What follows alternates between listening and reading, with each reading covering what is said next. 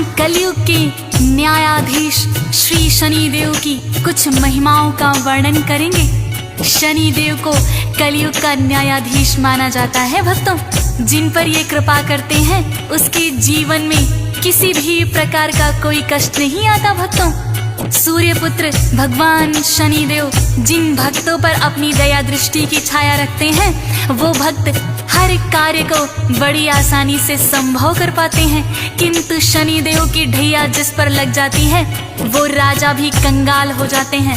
अतः शनि महाराज को हमेशा प्रसन्न रखना चाहिए। भक्तों, सच्चे मन से जो भक्त उनका ध्यान लगाता है उस भक्त पर वो सदैव सदैव मेहरबान रहते हैं। भक्तों, तो आइए भक्तों सुनते हैं शनि महाराज की महिमा का वर्णन इस पावन कथा के माध्यम से। मेरे साथ मिलकर बोलिए शनिदेव महाराज की जय। श्री चरणों में शीश झुकाई, शनिदेव का ध्यान लगाई, सच्चे मन से नाम सुमिरते, कथा है ये तो शनिदेव की, बात बड़ी प्राचीन समय की। किसी गांव में एक था ब्राह्मण, ब्रह्म मुहूर्त में सुबह उठ जाता, गंगा स्नान वो करके आता, भर के गंगा जल का लोटा, विधि विधान से पूजा पाठ करे, अन्न जल सब उसके बाद करे, बालावस्था से ब्रह्मचारी और बड़ा यह परोपकारी। भक्तों, उस ब्राह्मण का नियम था सुबह ब्रह्म मुहूर्त में उठ जाता था, स्नान आदि करके सूर्य को अर्घ्य देता, घर आकर पूरे विधि विधान से पूजा पाठ करता। भक्तों, उसके बाद ही कहीं अन्न जल ग्रहण करता था और दूसरों के हित के लिए सदैव सदैव सोचता था। भक्तों, ग्रामवासी उस ब्राह्मण का बहुत ही आदर सम्मान करते थे। एक दिन की बात है, सुबह सुबह जब वो गंगा स्नान करने जा रहा था तो रास्ते में उन्हें शनि देव मिल जाते हैं। ब्राह्मण ने शनि देव को प्रणाम किया और ब्राह्मण पूछने लगा कि हे शनि देव, आज सुबह सुबह आप किधर जा रहे हैं? तो शनि देव ने उस ब्राह्मण से क्या कहा भक्तों? ब्राह्मण ने उन्हें शीश झुकाया और पूछना इतना चाहा, शनि देव आज प्रातः प्रातः मुझे बताओ चले कहाँ है? शनि देव ने ब्राह्मण से कहा, राजमहल है राजा का, जहाँ राजा के पास में मैं तो जाऊँ, अपनी ढैया उसे लगाऊँ। ब्राह्मण ने इतना है सोचा, यदि राजा को लग गए ढैया, प्रजा तो सारी ही दुखी होए, कैसे इनको टाला जाए? शनि देव से बोले ब्राह्मण, आपसे मेरा इतना निवेदन, राजन पर ना ढैया लगाना, बदले में मुझे देते जाना। भक्तों, ब्राह्मण बड़ा ही परोपकारी था। उसने सोचा यदि राजन पर शनि के ढैया लग जाती है तो सारी प्रजा दुखी हो जाएगी, क्यों ना शनि के ढैया को मैं अपने ऊपर ही ले लूं। उन्होंने शनि देव से प्रार्थना की कि हे शनि देव, आपसे मेरी इतनी विनती है कि आप हमारे राजन पर अपने ढैया ना लगाएं, बदले में आप मेरे ऊपर ही लगा दें। शनि देव कहने लगे, हे ब्राह्मण, तुम एक बार फिर सोच लो। ब्राह्मण निश्चय का पक्का था। भक्तों, शनिदेव से कहने लगा कि हाँ शनिदेव, मैंने सोच लिया, आप राजन के बदले में ढैया मेरे ऊपर लगा दीजिए। शनिदेव कहने लगे, कितने वर्षों के लिए लगाऊं? तो ब्राह्मण बोला, हे महाराज, वर्षों तक तो मुझसे ना सही जाएगी।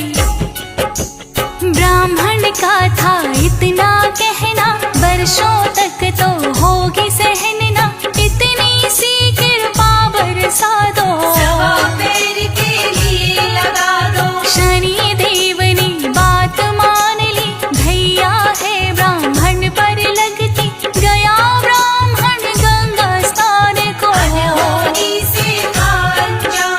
शनि देव ढैया उस पर है, गंगा स्नान रहा वो कर है, सूर्य देव को जल है चढ़ाया,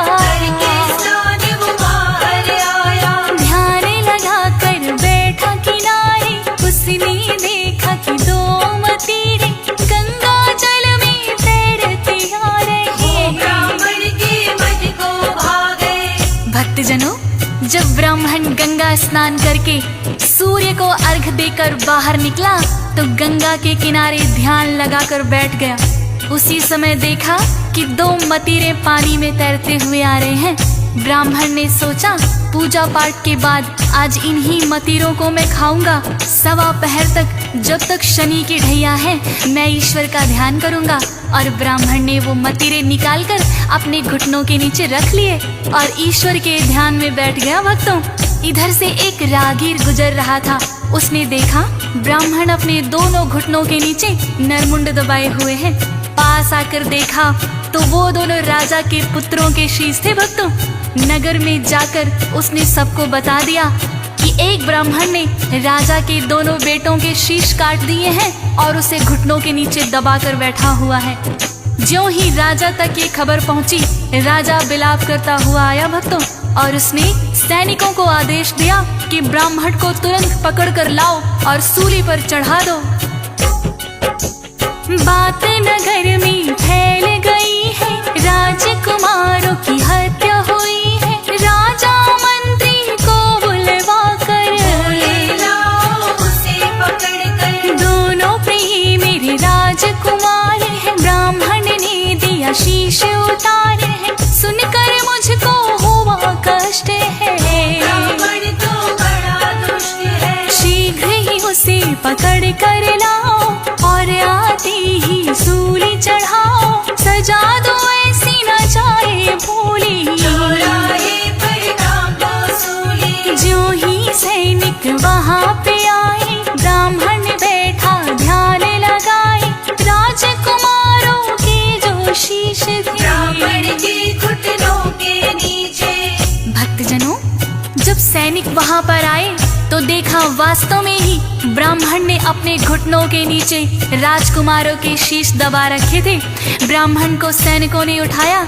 ज्यों ही ब्राह्मण ने आंखें खोली, देखा कि वास्तव में मदिरों की जगह राजकुमारों के शीश हैं। भक्तों, अब ब्राह्मण को समझ में आ गया शनि देव की ढैया ने अपना असर दिखा दिया।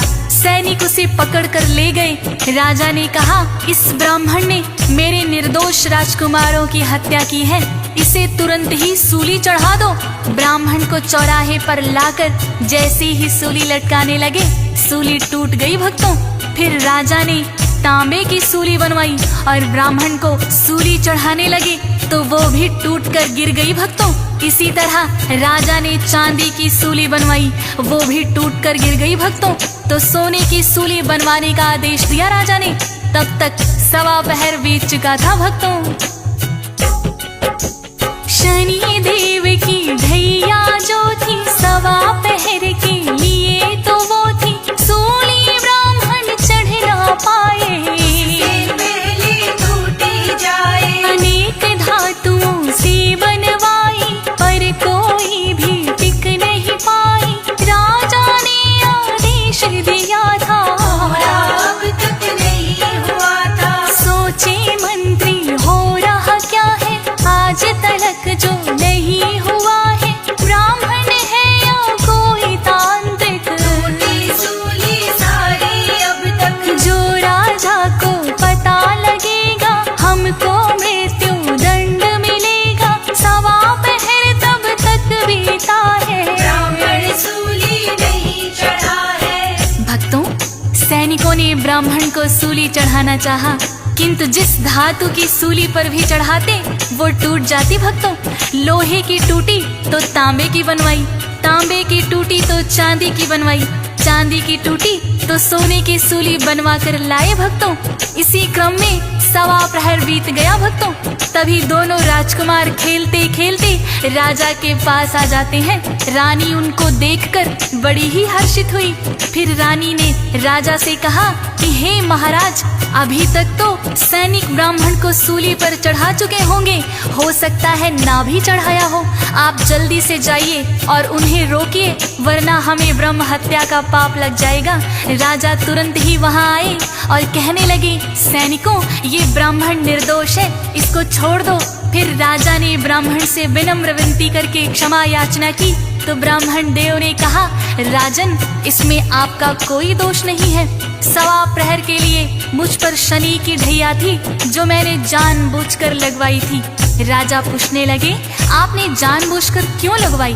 तब ब्राह्मण ने सारा वृतांत राजा को बता दिया। भक्तों, राजा ने सोचा ये ब्राह्मण कितना परोपकारी है और मैंने इसे सूली पर चढ़ाने का आदेश दे दिया था। राजा को बड़ा ही पश्चाताप हुआ।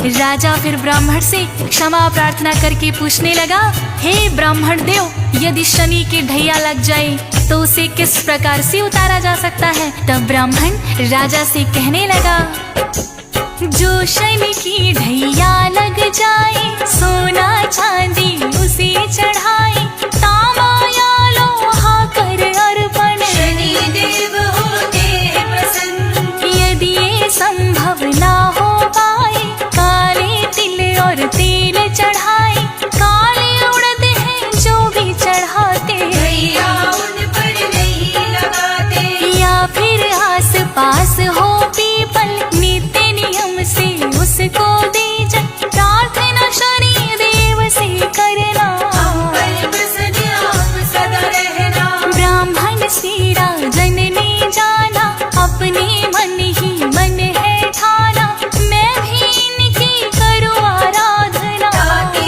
दुख से हो न सामना।